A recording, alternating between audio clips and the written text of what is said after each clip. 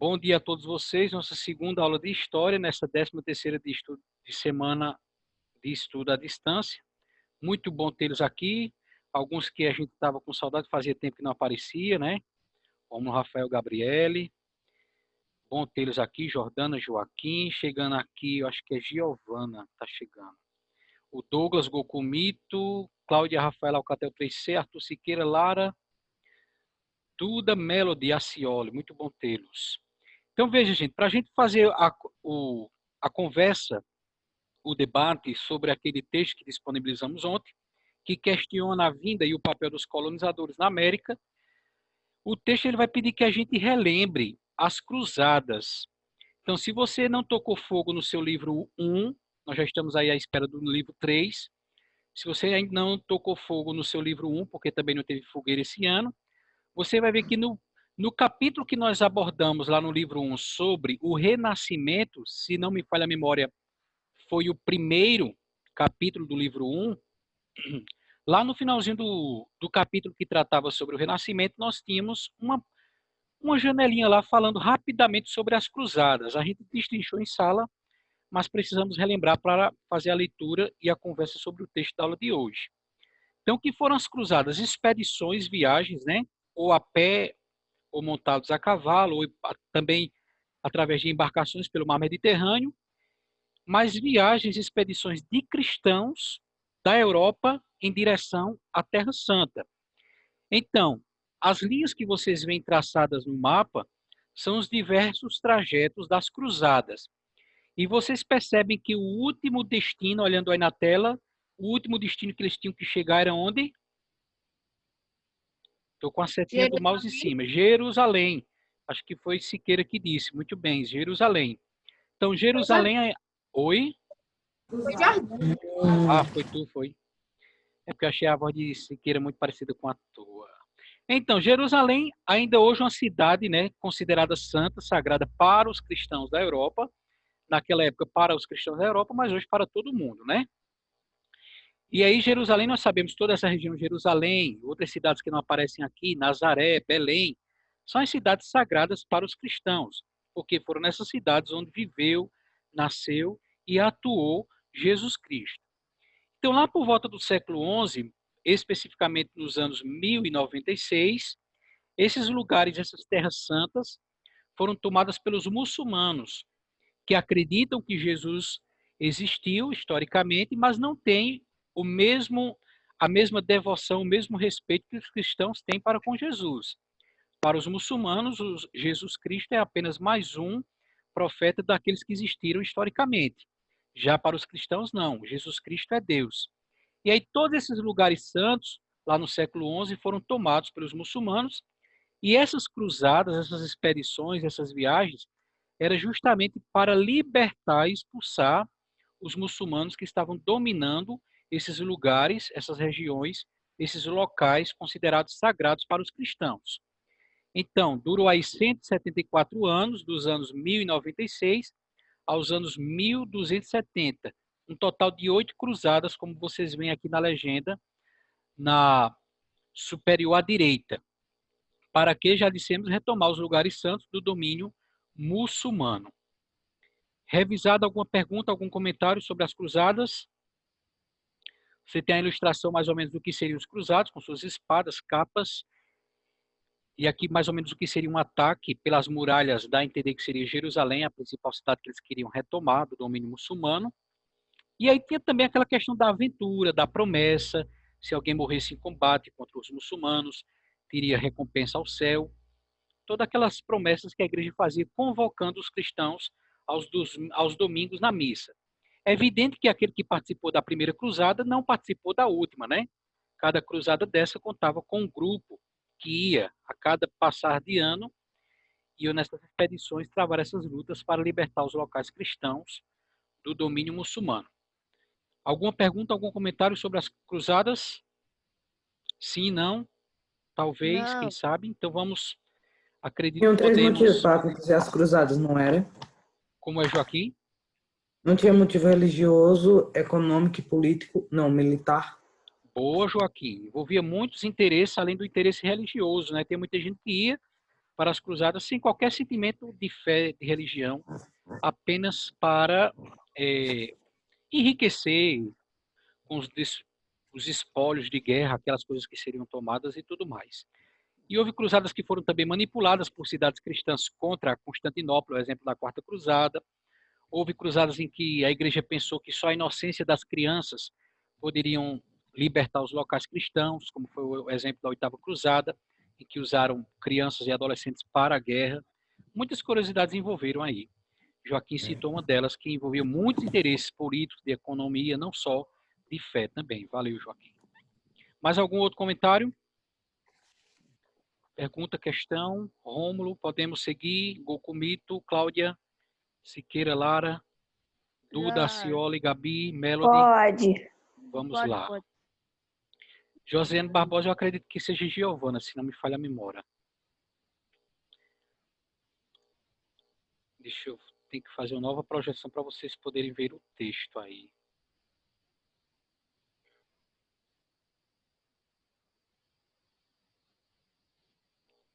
Vê se aparece para vocês aí na tela o texto. Parece, texto de apoio. Valeu. Pronto, então é o mesmo texto que vocês receberam ontem. Eu acredito que não dá para ler na tela do celular de vocês, o PDF que eu mandei, porque vocês estão conectados aí no Zoom, mas a gente lê aqui na tela, né? Alguém gostaria de começar? A gente queria contar com a participação de vocês, então, se possível, ligar a câmera, mas não, se não for possível, tiver vergonha, a timidez, lê com a câmera desligada mesmo. Alguém começa a ler esse primeiro parágrafo? Quando os europeus chegaram à América, Dezenas dezenas de milhões de indígenas viviam aqui. Na sua cobiça por terras e riqueza, os colonizadores de todas as origens, inglesas, francesas, portuguesas e holandeses, não hesitaram em forçar os indígenas a trabalhar como animais de carga, em roubar suas terras e em matar os que se rebelassem contra o domínio dos brancos. Pronto, então o domínio, a violência já aparece aí de maneira muito clara, né? A cobiça, não hesitar em forçar os índios a trabalhar como animais de carga, roubar suas terras, e os que se rebelavam eram mortos. Outra pessoa? Eu.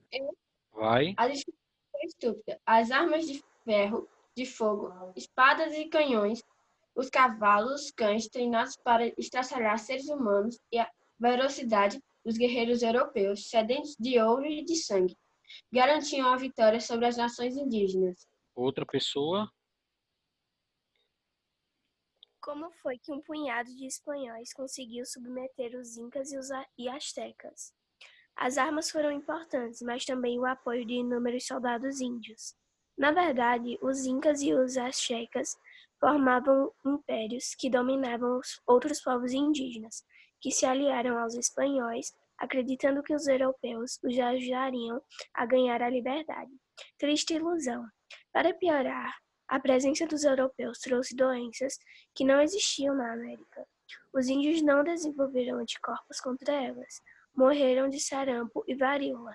As guerras também arruinaram a vida nas aldeias. Destruíram plantações. Logo veio a fome devastadora. O resultado de tanta violência e destruição foi o massacre de milhões de índios. Então, valeu, Duda. Você tem aí algumas estratégias que os europeus usaram para conseguir dominar tribos avançadas, sobretudo tribos desenvolvidas que tiveram contatos ali com os espanhóis. Os indígenas do Brasil que tiveram contato com os portugueses, eles viviam a vida de forma mais primitiva. Já os indígenas que tiveram contato com os espanhóis, a gente estudou astecas, incas e maias, esses eram um povo mais desenvolvido. Formavam verdadeiros impérios, né? As armas foram importantes para esse domínio, mas diz aí a segunda linha também o apoio de outros indígenas. A gente sabe que existia essa rivalidade de índio contra índio, né? Então tinha tribos menores que, dominadas pelas tribos maiores, essas tribos menores dominadas se passavam para o lado do dominador europeu, apoiando o europeu contra os seus índios rivais. Teve esse apoio, se aliaram, né, os espanhóis, ajudando, pensando em ganhar a liberdade do povo indígena que dominava ali, mas eles não sabiam que era uma ilusão, estavam apenas ajudando a passar o domínio para as mãos de outro dominador, que não era um indígena, mas agora era um branco europeu. Alguém de fora, pior ainda, né? Trouxeram também uma estratégia de domínio, foram as doenças para as quais os indígenas não tinham anticorpos. Exemplo aí, Duda leu, a gente viu o caso da varíola, né? Sarampo também. Outra pessoa, próximo parágrafo. Ter nascido branco europeu não faz de ninguém um assassino ou explorador de índios. Por que então os conquistadores europeus agiram com tanta brutalidade e cobiça? Porque foram criados numa sociedade feudal que admirava os guerreiros, que utilizavam a força militar para obter riquezas, honras e respeito. Sentiam-se cruzados na luta contra os índios pagãos, principalmente quando esses infiéis possuíam toneladas de objetos de ouro e pedras preciosas. Pronto, é aí que chega aquilo que dissemos, né? A comparação desses europeus que vinham para essas novas terras, a comparação deles com os, olha aí na antepenúltima linha, Cruzados. com os cruzados. Fiz questão de destacar aqui na tela, né? Vamos entender o que tem a ver essa comparação do europeu que vinha para a América dominar essas terras com aquele europeu que séculos antes das navegações, mais ou menos 200 anos antes, foram lá à Terra Santa lutar contra os muçulmanos. Veja que ele diz uma coisa, olha, ter nascido branco europeu não faz de ninguém um assassino ou explorador de índios, não é que todo europeu fosse isso, assassino e explorador de índios. Havia, sim, europeus que se colocavam do lado dos indígenas dominados. Professor, Sim, a Lara mandou uma mensagem aí dizendo que não está escutando. eu falei com ela também, tentei responder aqui no chat, enquanto vocês liam. Deve ser alguma configuração de lá, porque eu acredito que todos os demais estão escutando. Aí deve ser algum... Oi? Eu tô escutando. Deve ser alguma configuração lá do celular ou do computador dela. Então, por que então os conquistadores agiam com essa brutalidade? Eles foram criados, diz a segunda linha, naquela sociedade feudal de cavaleiros, que a gente já estudou o feudalismo. Admirava os guerreiros que utilizavam a força para obter riqueza e respeito. Na luta contra o indígena, como é que eles viam os indígenas? Como infiéis. Como infiéis. Isso. Que precisava ser dominado, que precisava ser convertido à força à religião católica cristã. Então, tinha aquele sentimento de combate também pela fé, de dominar, de subjugar, de fazer com que a força, aquelas populações, se nas cruzadas os infiéis que estavam ali dominando os locais santos eram os muçulmanos, agora mudou de cenário. Agora os infiéis seriam os indígenas que precisavam ser dominados, que tinham rituais macabros de assassinar pessoas, de fazer rituais de sacrifícios humanos, de antropofagia, se alimentar da carne dos vencidos, dos prisioneiros e tudo mais.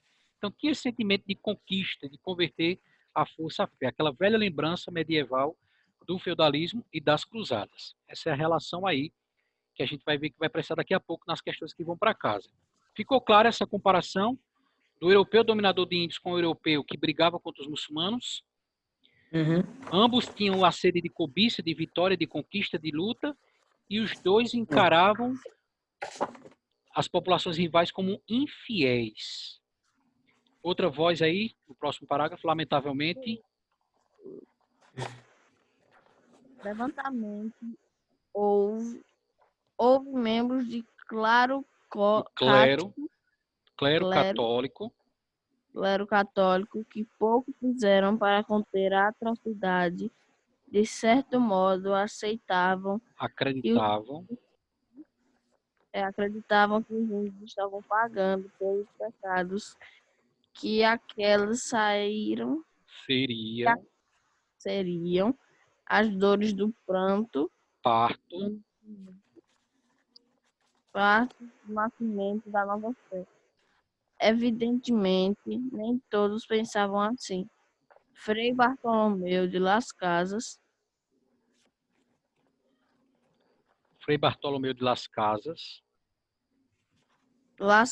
por exemplo, dedicou toda a sua vida para denunciar e combater os crimes dos espanhóis contra os índios. Na América, ele descreveu casos horrorosos, como os dos índios queimados vivos nos espetos, dos açougueiros espanhóis vendendo carne humana dos índios para a alimentação de cães e dos soldados, para que apostavam o sexo de uma criança na briga da mãe grávida, Barriga. na barriga da mãe grávida e depois iam verificar rasgando o ventre da mãe com uma espada, a violência. Ah, não, é só isso mesmo. Uma espada. Isso. Ele tem mulher com uma espada. Então, veja, 3 informações Rômulo leu aí, valeu, Rômulo.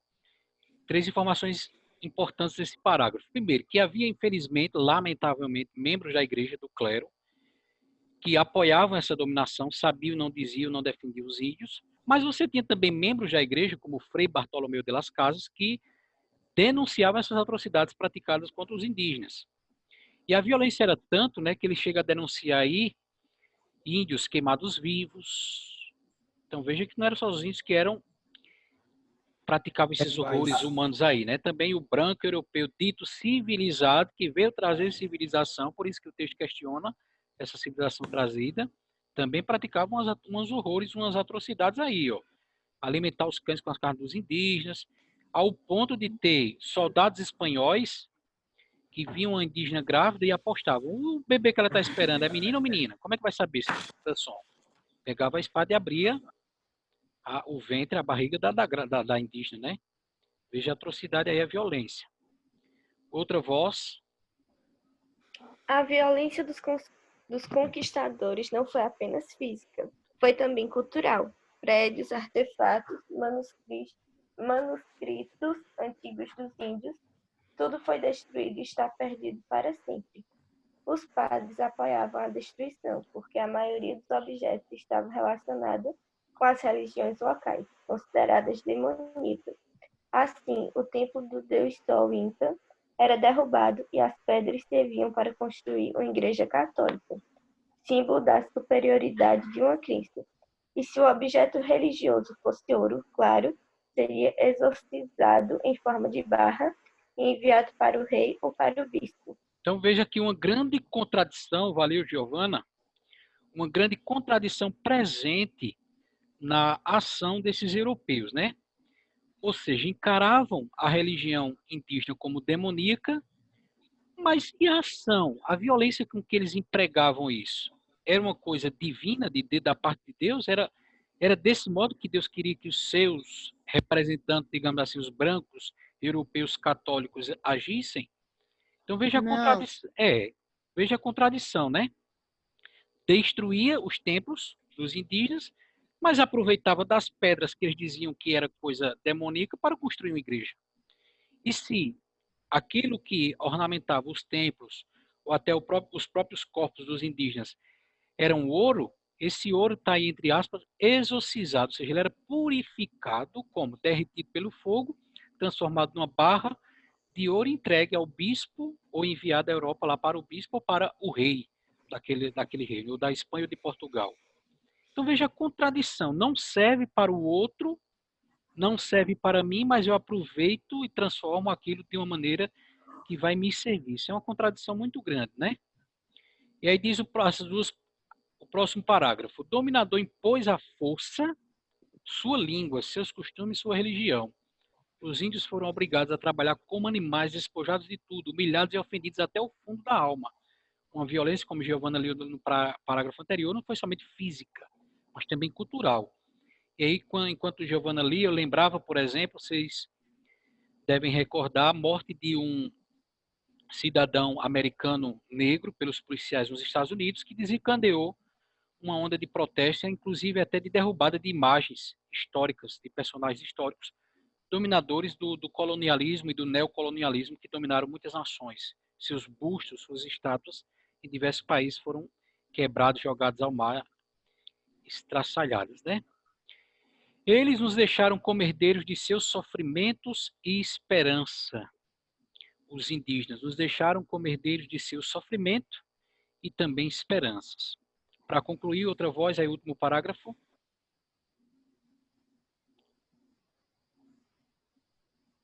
Mais alto. Não devemos nunca esquecer que essa violência foi acompanhada de roubos e saques das riquezas da América. As classes europeias ganharam muito com isso. Toneladas de prata e de ouro sustentaram palácios na Europa. Mais tarde, essas riquezas se revelariam fundamentais para que o capitalismo triunfasse. Estariam tão desenvolvidos hoje se não tivessem se aproveitado das riquezas da América? Estaria hoje o Brasil tão pobre se não tivéssemos sido tão roubados e massacrados? Valeu, Melody. Então, veja, questiona aí o enriquecimento da Europa, que é a região mais desenvolvida hoje, né? Os países mais desenvolvidos estão ali na Europa. Na América, nós temos os Estados Unidos. Nós temos ali a segunda economia mundial, que é a China, mas o restante dos países desenvolvidos e ricos do mundo estão na Europa. De onde vem essa riqueza? Da exploração do chamado terceiro mundo, né? Aquelas regiões do planeta, tanto a América quanto a África, explorada ao máximo aí, sugada as riquezas que enriqueceram os cofres europeus. E aí você tem a ilustração no final do texto de dois grandes conquistadores espanhóis que agiram com toda essa violência, com toda essa cara dizendo que ia trazer civilização, empreenderam todas essas ações aqui na América. Um deles é o Francisco Pizarro, conquistou o Peru no ano de 1533, analfabeto, mas sabia enxergar ouro de longe. Pegava os índios e espetava, deixando-os assar lentamente na fogueira. E era um branco cristão da Europa, hein? O outro, Hernán Cortés, tinha curso universitário e aprendeu algo que as faculdades não ensinam. 2 pontos. O que? Assassinar. Em 1521, tomou a capital asteca. Para comemorar, atirou as crianças índias aos cães famintos. Branco, europeu, dito civilizado e cristão. Então veja que esse texto, eu faço questão de a cada ano, nas turmas que passam pelo 7º ano, ler para quebrar aquela imagem que nós temos de que o branco trouxe civilização, progresso, ele era educado, né? Que é preciso também nos dias de hoje questionar esse respeito que existe à cultura do diferente, se estamos querendo impor o nosso ponto de vista à força, até que ponto nos dias de hoje também sabemos respeitar as diferenças de cultura, de religião, a diferença do gosto musical, que alguém gosta de Goku, usar um chapéu espetado, um colar, um brinco, um óculos escuro, enfim, respeitar o diferente, né? Vocês teriam algum comentário? Nós chegamos nos 10 últimos minutos dessa nossa aula pelo Zoom. Teriam algum comentário, alguma pergunta a fazer? Até agora não. Então vai chegar a parte boa agora, Rômulo, e os demais, que é as questõezinhas que vão para casa, né? Ah, não. Ah, não, é um Meu camarada de 40 coração. centímetros. Ó, É primeiro aí. Vão responder no caderno e depois enviar lá no Classroom. Organizadozinho, cabeçalho, pulando de uma linha de uma resposta para outra. Primeira pergunta, como os europeus conseguiram dominar os índios? Vai ser fácil, porque a gente já comentou aqui. Deixa eu fazer uma coisa melhor aqui com vocês. Eu acho que vocês vão É pra gostar. anotar aqui, professor. Oi? Pra anotar agora? Espera aí, Romulo. Deixa eu fazer aqui lançar uma proposta aqui para vocês. Eu acho que vocês vão gostar. Como a gente já conversou sobre essas perguntas, a gente vai deixar para quem envie, assista a gravação depois no YouTube e envie lá pelo Classroom, só quem não participou da aula. Legal? Beleza. Pronto. Então vamos ver. Agora eu preciso ver quem é que está por aqui. Aí vocês deixam aí a câmera ligada para eu ver a carinha de vocês e botar como uma espécie de uma chamada aqui. Ó, Duda está comentando aqui no chat. Algumas pessoas em Portugal que falam que os portugueses nos civilizaram e que sem eles não estaríamos perdidos e seríamos burros. Esqueça o último, não. Ou seja, estaríamos perdidos e seríamos burros. Muito bem, Lara, né? Lara não, Duda, muito bem. Esse texto ajuda a gente a desconstruir justamente essa visão errada aí. Então, deixa eu ver quem está aqui. O Joaquim está um presente aqui, não precisa enviar no Classroom. A Jordana também está presente, não precisa enviar. O Rômulo ainda não acordou, mas marcou presença, é o que importa. Quem mais? O Siqueira. A Cláudia Rafaela Cotel, 3, não sei das quantas. Giovana. Goku, que é o Douglas, né? Parece que o Douglas ele tá gaseando aula. Deixou a câmera ligada, deixou ali o Zoom conectado e foi cochilar ou jogar videogame. Macioli tá aqui também. Tá falando Duda, que é dela, professor? olha, chegou, tá vendo que tá presente. Gabriele Sim. e Melody. Eu tô deitada e tô assistindo a aula. Lara, né? Lara que chegou, mas Ai, infelizmente bom. deu problema lá e saiu. Pronto, então, vocês, como a gente já conversou sobre as questões, estão dispensados de enviar lá, de ter o trabalho de enviar lá pelo Classroom. A gente vai jogar lá no grupo para que só aqueles que vão assistir depois a gravação. Mais Agora algum vamos fazer comentário, mais alguma pergunta? Não. Não, né? Então, foi bom vê-los. Obrigado pela participação. Próxima semana a gente se encontra. Eu já vou jogar o jogo da Barbie. Tchau. Vai lá, tchau.